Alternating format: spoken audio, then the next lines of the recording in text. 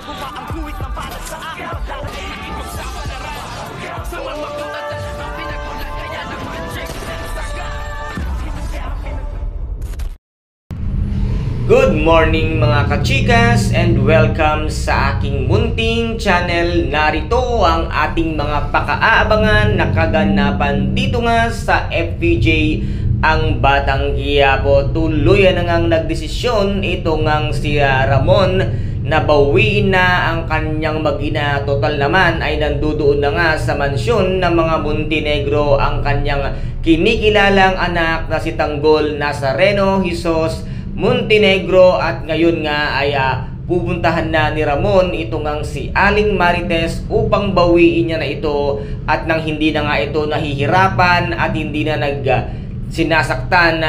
ang damdamin niya nito ngang si Rigor, kung kaya't ngayon ay papunta na nga siya ng San Dimas at paakyat na nga siya sa tahanan ng mga Dimagiba. Ngunit sa hindi inaasahan ay narinig nga nito ngang si Ramon ang pagtatalo nito ngang mag-asawang Rigor at dito ngang si Marites, at dito nga ay narinig niya ang lahat-lahat ng tinatanong nga nitong si Rigor kay Marites na meron nga daw itong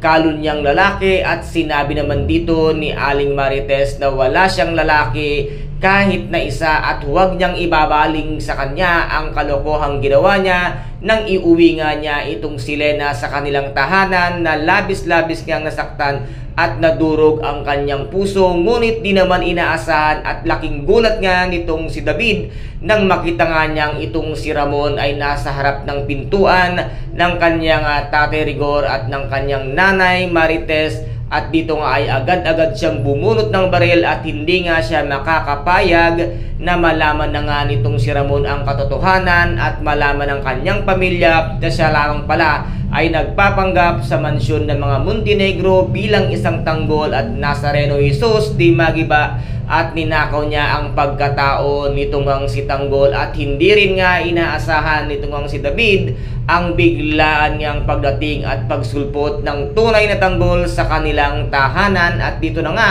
magkakaroon ng malaking kaguluhan sa bahay ng mga Dimagiba dahil dito na sila magtatagpo-tagpo at magpapang-abot, at dito na nga rin magkakaalaman ng katotohanan. Ano kaya ngayon ang gagawin nitong si Rigor once nga na malaman niya ang katotohanan na wala naman palang trabaho ang minamahal niyang anak na si David, kung hindi ito ay nagpanggap bilang isang Tanggol at Jesus Nazareno Dimagiba sa pamilya ng mga Montenegro, na ang hangad lamang niya ay ang maging mayaman at makamkam ang yaman na hindi naman para sa kanya. At ano rin kaya ngayon ang gagawin nitong ang si Ramon ngayong malalaman at matutuklasan niya na niloloko lamang pala siya at matagal na siyang pinapaikot nitong ang si David. Kaya guys, ito po ang ating pakaabangan sa mga susunod na episode dito nga sa FPJ ang Batang Quiapo. At kung nagustuhan po ninyo ang aking videos for today, paki-subscribe na lamang po ng aking channel, paki-like and share para maging update kayo sa lahat ng gagawin kong videos.